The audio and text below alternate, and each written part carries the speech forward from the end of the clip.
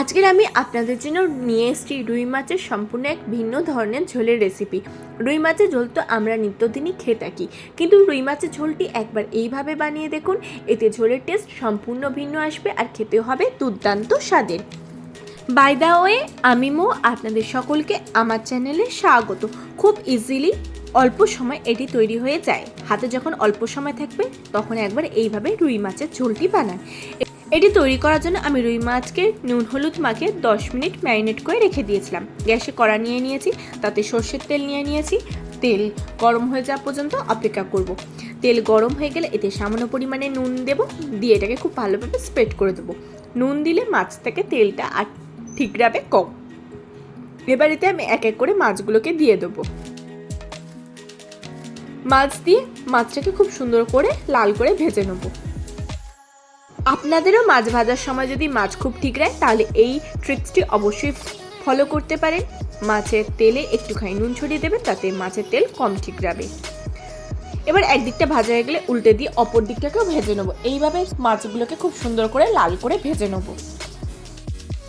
দেখুন, একদিকটা ভাজা হয়ে গেলে আমি উল্টে দিয়ে মাছগুলোকে অপর দিকটাকেও খুব ভালোভাবে ভেজে নিচ্ছি। এইভাবে দুদিকটাই মাছের খুব সুন্দর করে লাল করে ভেজে নেবো।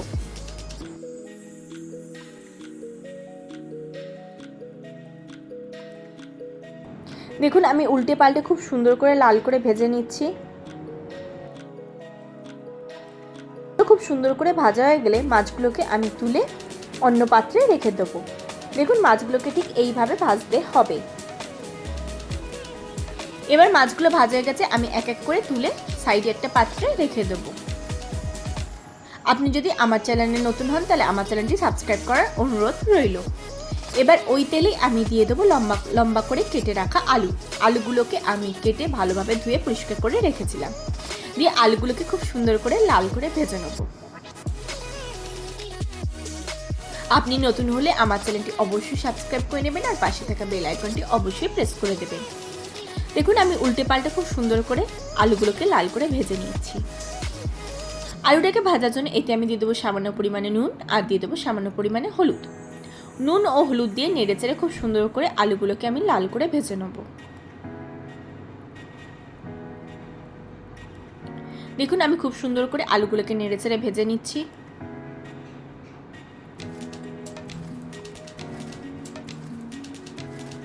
আলুগুলো খুব সুন্দর করে লাল করে ভাজা হয়ে গেছে।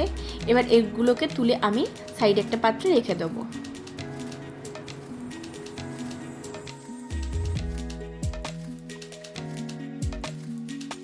দেখুন, আমি আলুগুলোকে তুলছি যখন খুব ভালোভাবে তেল ঝরিয়ে নিয়ে আলুগুলোকে আমি তুলে সাইডে রেখে দিচ্ছি। এবার ওই তেলে আমি দিয়ে দেবো সামান্য পরিমাণে চিনি দিয়ে চিনিটা মেল্ট হয়ে যাওয়া পর্যন্ত অপেক্ষা করব। তারপর এতে আমি দিয়ে দেবো পেঁয়াজ বাটা দিয়ে পেঁয়াজ বাটাটাকে এই তেলে খুব ভালোভাবে নেড়েচেড়ে ভেজে নেব। দেখুন, আমি খুব সুন্দরভাবে নেড়েচেড়ে ভেজে নিচ্ছি। খুব সুন্দরভাবে নেড়েচেড়ে ভেজে নেওয়া হয়ে গেলে এটা যখন হালকা কালার চেঞ্জ করতে শুরু করবে তখন আমি এতে দিয়ে দেবো আদা রসুন বাটা দিয়ে এটাকে খুব ভালোভাবে নেড়েচেড়ে কষিয়ে নেব। মশলাটাকে খুব সুন্দরভাবে কষিয়ে নেব যতক্ষণ না এর কাঁচা গন্ধ চলে যাচ্ছে। এর কাঁচা গন্ধ চলে গেলে এতে আমি দিয়ে দেবো টমেটো পেস্ট দিয়ে টমেটো পেস্টটাকে এর সাথে খুব ভালোভাবে নেড়েচেড়ে কষিয়ে নেব। দেখুন, আমি খুব সুন্দরভাবে কষিয়ে নিয়েছি। এবার এতে দিয়ে দেবো স্বাদ অনুসারে নুন দিয়ে নুনটাকে এর সাথে খুব ভালোভাবে মিশিয়ে নেব, নিয়ে ভালোভাবে কষিয়ে নেব। দেখুন, খুব সুন্দরভাবে নেড়েচেড়ে কষিয়ে নিয়েছি।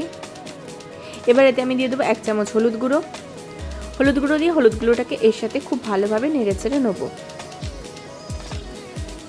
হলুদ গুঁড়ো দিয়ে এর সাথে খুব ভালোভাবে নেড়েচেড়ে নিয়েছি।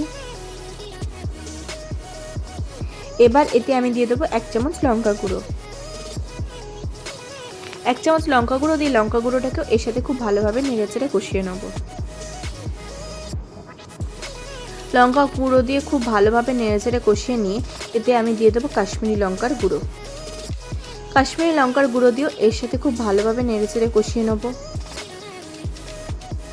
দেখুন, আমি খুব ভালোভাবে নেড়েচেড়ে কষিয়ে নিচ্ছি।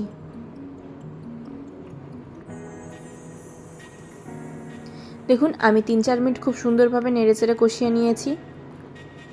দেখুন আমি খুব সুন্দরভাবে নেড়েচেড়ে কষিয়ে নিয়েছি। এবার এতে আমি দিয়ে দেবো 1 চামচ ধনে গুঁড়ো। ধনে গুঁড়ো দিয়ে এর সাথে খুব ভালোভাবে নেড়েচেড়ে কষিয়ে নেব।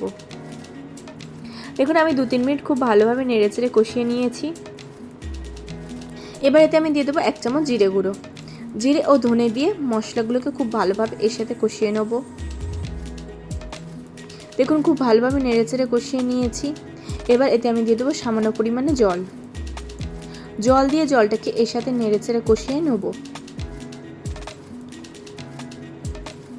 দেখুন খুব সুন্দরভাবে নেড়েচেড়ে কষিয়ে নিচ্ছি।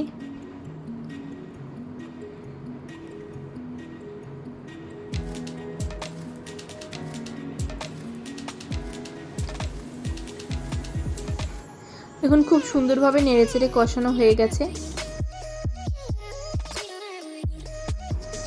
এবার এটাকে আমি আরও 1-2 মিনিট কষিয়ে নেব। নিয়ে এতে আমি দিয়ে দেবো 1 চামচ টক দই। টক দইটাকে আমি রুম টেম্পারেচারে রেখেছিলাম আর খুব ভালোভাবে ফেটিয়ে নিয়েছি। টক দইটা এর সাথে খুব ভালোভাবে মিশিয়ে নিয়েছি। এবার এতে দিয়ে দিচ্ছি ভেজে রাখা আলু।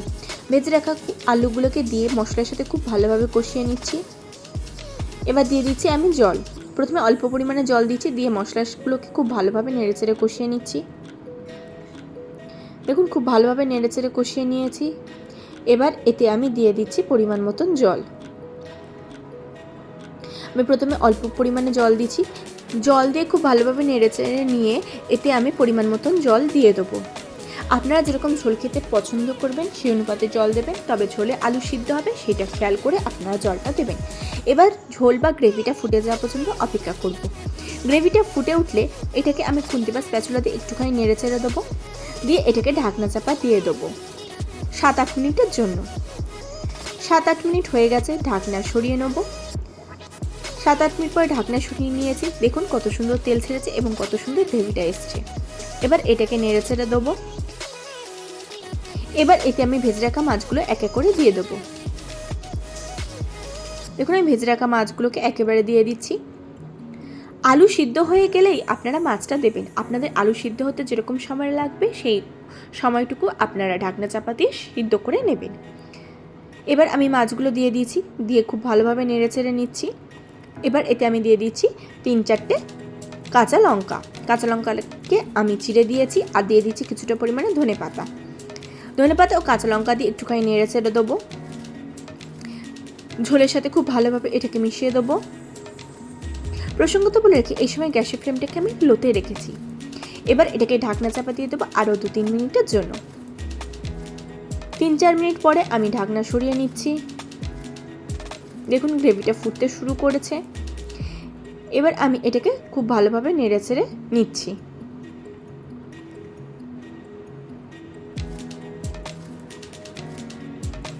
দেখুন খুব ভালোভাবে আমি নেড়েচেড়ে নিয়েছি।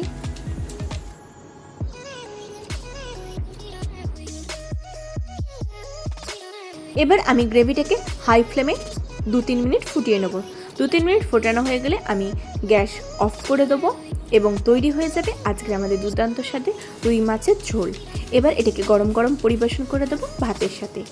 দুপুরবেলা ভাতের পাতে যদি এইরকম একটা দুর্দান্ত স্বাদের রুই মাছের ঝোল হয় তাহলে আর অন্য কোনো তরকারি প্রয়োজনই পড়বে না। আশা করি আজকের ভিডিওটি আপনাদের ভালো লেগেছে। যদি ভালো লাগে তাহলে অবশ্যই লাইক করবেন, কমেন্ট করবেন, শেয়ার করবেন আর আমার চ্যানেলটি অতি অবশ্যই সাবস্ক্রাইব করে নেবেন এরকম নিত্য নতুন রেসিপি সবার আগে পাওয়ার জন্য।